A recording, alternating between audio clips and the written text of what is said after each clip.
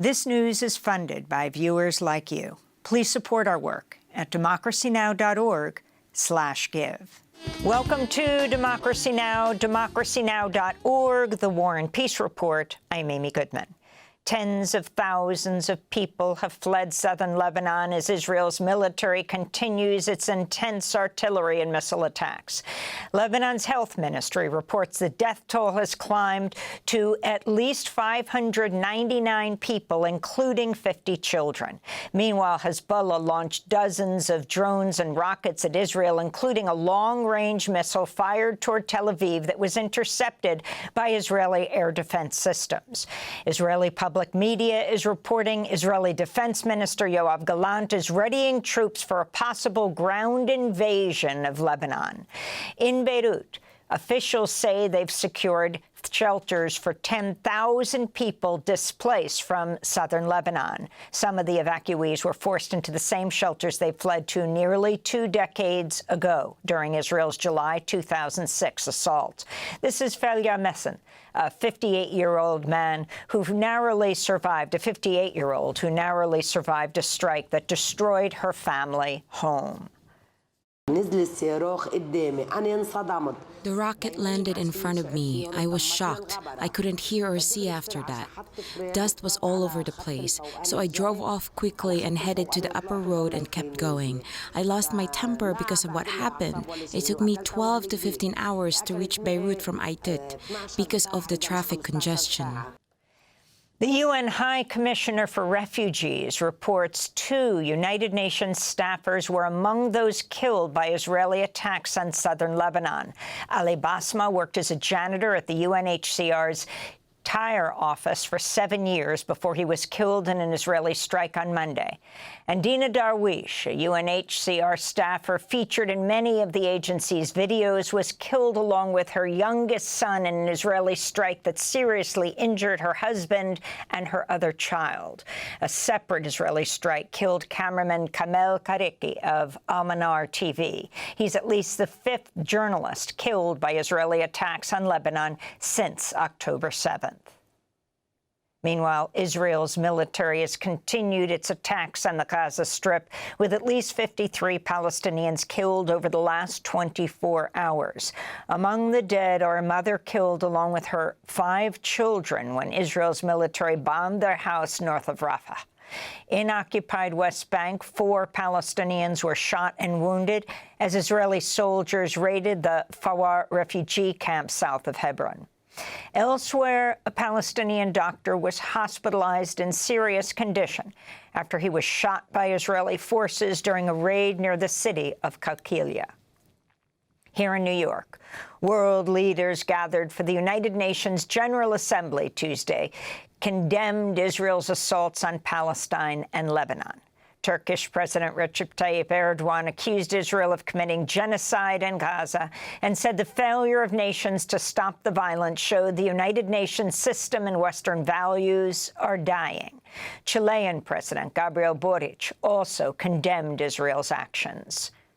Me niego a elegir entre el terrorismo de Hamas. I refuse to choose between the Hamas's terrorism or the massacre and genocidal behavior of Netanyahu's Israel. We do not have to choose between barbarities. I choose humanity. We denounce the illegal occupation of the Palestinian territories and the de facto denial of the existence of an independent Palestinian state by the occupying country.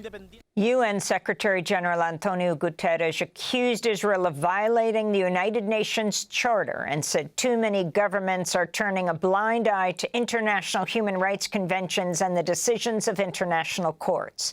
Meanwhile, Joe Biden delivered his last speech to the United Nations as U.S. president, calling for a diplomatic solution to end Israel's war on Gaza, even as his administration continues to provide weapons and billions of dollars in aid to Israel's military. Working to bring greater measure of peace and stability to the Middle East. The world must not flinch from the horrors of October 7th. Any country would have the right and responsibility to ensure that such an attack can never happen again. In Ukraine, at least 3 people were killed and nearly 3 dozen injured Tuesday as a Russian bomb tore through an apartment block in Kharkiv. Ukraine's military says it shot down scores of Iranian-made drones launched by Russia as part of a wave of attacks that coincided with Ukrainian President Volodymyr Zelensky's visit to the United Nations General Assembly. This comes as the Biden administration says it's sending Ukraine another $375 million in military aid, including rockets, artillery, and medium-range cluster bombs. The Arizona Democratic Party says a campaign office for Vice President Kamala Harris in Tempe was damaged by gunfire overnight Tuesday. It's the second time bullet holes have appeared in the office's windows in recent weeks. Harris is planning to visit Arizona in the coming days, where she's reportedly planning to visit the U.S.-Mexico border. Meanwhile, in Ohio, a Haitian immigrant rights group has brought criminal charges against Donald Trump and J.D. Vance over their false claims that Haitian immigrants living in Springfield are stealing and eating dogs and cats. Ohio state law allows private citizens to file affidavits bringing criminal charges. The Haitian Bridge Alliance wants Trump and Vance prosecuted for disrupting public services, making false alarms, telecommunications harassment, and aggravated menacing. Last week, the group's executive director, Guerline Joseph, spoke with Democracy Now! Those type of narratives, when they think they're only attacking one person, one community, it has ripple effects. The reality now in Springfield, the entire community's lives are at risk. And what we are saying is currently this has been a tactic that's being used, fear, division, and this is a time for all people in cities like Springfield to come together and fight against those hateful speech that literally are creating those security issues in Springfield and also in other places across the United States. To see the full interview with Guerline Joseph of Haitian Bridge Alliance, go to democracynow.org. West Virginia Independent Senator Joe Manchin says he will not endorse Kamala Harris for president after she reiterated her support for ending the Senate filibuster. She told Wisconsin Public Radio this week she would seek to lower the threshold to pass legislation from 60 senators to a simple majority of 51 in order to restore abortion rights lost when the U.S. Supreme Court overturned Roe v. Wade in 2022. That prompted this response by Senator Manchin. Shame on her. Shame on her. She knows that filibuster is the holy grail of democracy.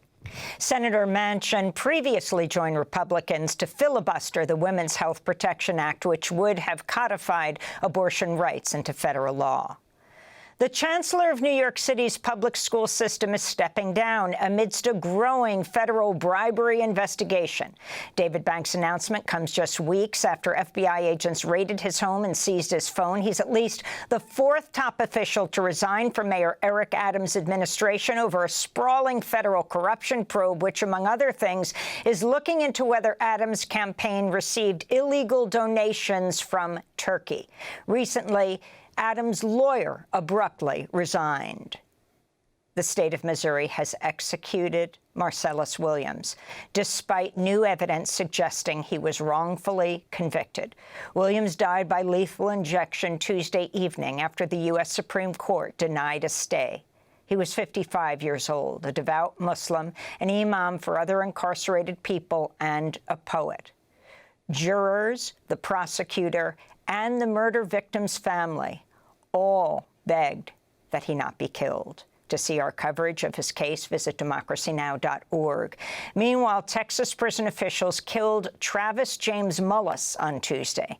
He's the 4th person to face lethal injection in Texas so far this year and the 16th nationwide, part of 5 executions scheduled across the United States this week. This comes as Texas lawmakers are urging authorities to grant clemency to death row prisoner Robert Robertson, who was convicted in 2003 for the murder of his 2-year-old daughter, but has always maintained his innocence. Robertson's conviction was solely based on forensic testimony that cited the shaken baby syndrome hypothesis, which was popularized in the early 2000s but never scientifically validated.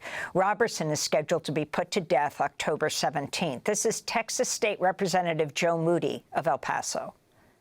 You cannot execute someone in a situation where there may not have been a crime committed. And the evidence in Mr. Roberson's case is of such a degree and such a magnitude that we have to push pause on this case. There is no disagreement that the government taking the life of an innocent person is wrong. And until we have these answers, this case cannot move forward. And those are some of the headlines. This is Democracy Now!, democracynow.org, The War and Peace Report.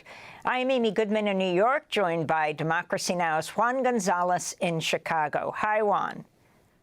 Hi, Amy, and welcome to all of our listeners and viewers across the country and around the world. Democracy Now! Is funded by viewers like you. Please give today at democracynow.org/give.